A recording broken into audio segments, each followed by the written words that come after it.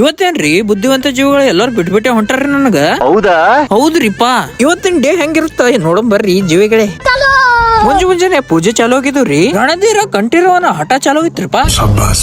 ನಾ ಹತ್ತಾದ್ರು ಇನ್ನ ಫೋನ್ ನೋಡ್ಕೊಂಡೆ ಬಿದ್ದೀನ್ರಿ ನೆಲಕ್ಕ.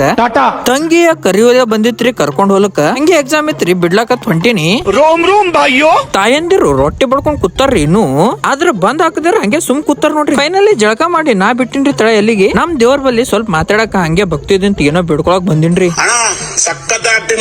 ಪೂಜೆ ಮುಗ್ದಿತ್ತು, ದೇವ್ರ ಬಲ್ಲಿ ಎಲ್ಲರೂ ಆಶೀರ್ವಾದ ತೊಳತಿದ್ರು. ನಾನು ತೊಳಕತ್ ನಿಂತಿದ್ದೆ, ಆದ್ರೆ ಏನೇನೋ ಆಯ್ತು ಬರ್ರಿ ನನ್ ಜೋಡಿ. ಆಗೋದಿಲ್ಲ ಒಳ್ಳೇದಕ್ಕೆ ಅನ್ಕೊಂಡು ಮಾಮ ಅಕ್ಕನ್ ಜೋಡಿ ಊಟ ಮಾಡಕ್ ಕೂತೀನ್ರಿ.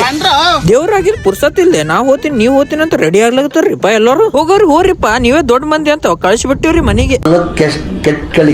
ಬಾಯ್ ಚಿನ್ನಮ್ಮ ಅನ್ಕೊಂಡು ನಲ್ಲೇ ಮೂಳೆ ತಿನ್ನಾಕತ್ ಬಂದ್ ಕೂತಿವ್ರಿ. ವಾ ಪರಮಾನಂದ. ತಂಗಿ ಚಿಕನ್ ತಿನ್ನೋಣ ಅಂದಿದ್ರು, ಆಕೆ ಜಾಸ್ತಿ ಹಾಕೊಂಡ್ರು ನೋಡ್ರಿ. ಹಾಸ್ಪಿಟಲ್ದಾಗ ದವಾಖಾನೆ ತೋರ್ಸ್ಲಕ್ ಬಂದಿನ್ರಿ.